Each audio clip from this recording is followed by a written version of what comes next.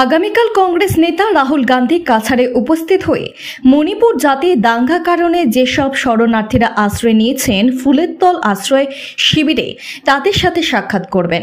রবিবার শিলচরে উপস্থিত হয়ে আসাম প্রদেশ কংগ্রেস সভাপতি ভূপেন বরা এই কথা জানান।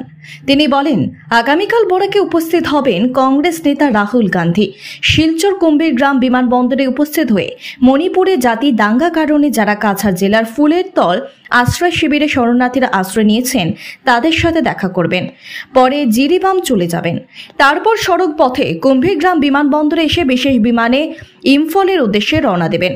ভূপেন বরা বলেন, প্রাক্তন মুখ্যমন্ত্রী সর্বানন্দ সোনোয়াল প্রতিশ্রুতি দিয়েছিলেন যে শালচাপড়া টুকুর গ্রামের বাঁধের উপর সেতু তৈরি করা হবে, তা আজ পর্যন্ত হলো না। সেতু হলে আজ এই অঞ্চলে জনগণ উপকৃত হতেন। ভূপেন বরা বলেন, উনার ঘরে যে চুরিকাণ্ড ঘটনা সংঘটিত হয়েছে তা সাধারণ চুরি ঘটনা নয়, এটা ষড়যন্ত্র বলে জানান ভূপেন বরা। এছাড়া বিজেপি সরকারের কাজকর্ম নিয়ে সমালোচনা করেন তিনি। Bureau report, daily Barak.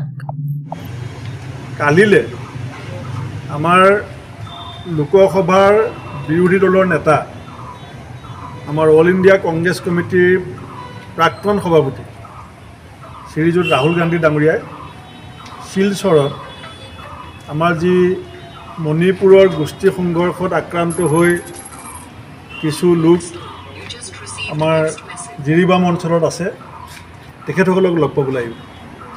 আৰু লগতে আমাৰ অসমৰ বান পৰিস্থিতিৰ সম্পৰ্কতো আমাৰ ইয়াৰ স্থানীয় বিধায়ক বৰাকৰ যিসকল দলৰ নেতা তেওঁলোকৰ লগতো আলোচনাত মিলিত হ'ব।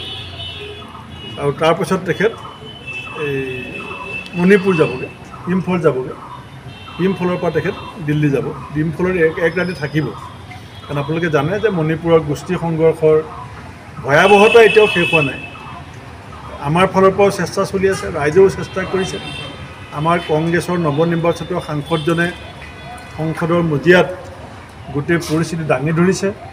তাৰ পাছতো বিজেপি দলৰ কোনো কেন্দ্ৰীয় মন্ত্ৰী, প্ৰধানমন্ত্ৰী, গৃহমন্ত্ৰীয়ে বিষয়টোক, মণিপুৰৰ গোষ্ঠী সংঘৰ্ষৰ বিষয়টোক যিধৰণে গুৰুত্ব দিব লাগিছিলে, গুৰুত্ব নিদিয়াৰ কাৰণে বিৰোধী দলৰ দলপতি হিচাপে ৰাহুল গান্ধী ডাঙৰীয়াই এইটো তৃতীয় ভ্ৰমণ মণিপুৰত কেনেকৈ পৰিস্থিতি উপশম ঘটাই শান্তি অৱস্থা আমি বাৰ্তাই ৰাখিব পাৰোঁ, তাৰ কাৰণে তেখেতে নিজাববীয়া প্ৰচেষ্টা চলাই আছে। কেইটা বজাত আহিব আৰু বাহিৰত যাব নেকি?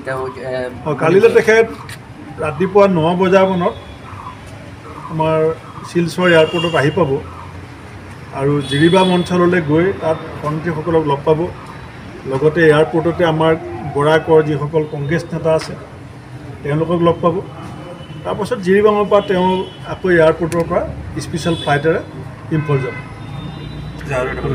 আৰু নয়াগ্ৰাম এইটো অঞ্চলৰ প্ৰায় 300 পৰিয়াল কুশিয়াৰা নদীৰ বানৰ কবলত পৰি যথেষ্ট সংগ্ৰামৰ মাজেদি সময় পাৰ কৰিছে।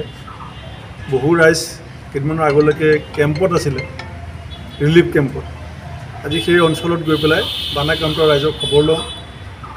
আৰু আমাৰ দলৰ ফালৰ পৰা কালিলৈ আমি তাত অলপ ৰিলিফৰ ব্যৱস্থা কৰিছোঁ, কিন্তু মই কৰিমগঞ্জ জিলাৰ উপায়ুক্তক ইয়াৰ পৰাই আহ্বান জনাইছোঁ যে সেই মানুহখিনিৰ যিটো যন্ত্ৰণা হৈ আছে, নয়াগ্ৰাম গোটেই গাঁওখন অৰিজিনেল জেগাৰ পৰা উঠি যাবলগীয়া হ'ল। তেওঁলোকে পুৰণা বাৰীবিলাক এৰি দিবলগীয়া হ'ল। যিধৰণে চৰকাৰে সহায় সাহায্য কৰিব লাগে পুনৰ সংস্থাপনৰ কাৰণে, এতিয়ালৈকে সিমান গুৰুত্ব চৰকাৰে দিয়া নাই। আৰু ৰিলিফৰ ক্ষেত্ৰতো ৰাইজে মোক নিজে কৈছে যে এতিয়ালৈকে 2 দিন পাইছে, 2 দিন ৰিলিফ দিয়া হৈছে। গোটেই মাটি, খেতি মাটি পানীৰ তলত আছে। আৰু এখন গাঁও নয়াগ্ৰামখন উঠি যাবলগীয়া হ'ল। আৰু সীমান্তৱৰ্তী মানে অহা যোৱাৰ কোনো কমিউনিকেশ্যন নাই, নাও বাদ দি। সৰ্বানন্দ সোণোৱাল ডাঙৰীয়া মুখ্যমন্ত্ৰী থাকোঁতে ৰাইজে কোৱা মতে তাত আহি পেলাই এখন দলং দিয়াৰ প্ৰতিশ্ৰুতি দিছিলে। সেইটো মই বিজেপি চৰকাৰক মনত পেলাই দিছোঁ যে আপোনালোকৰ প্ৰতিশ্ৰুতি আছিলে এখন দলং কুশিয়াৰা নদীৰ ওপৰত। আৰু সেই মানুহখিনি সীমান্ত প্ৰহৰী বুলি আমি ক'ব পাৰোঁ, কাৰণ তাতে BSFৰ যিটো এই বৰ্ডাৰ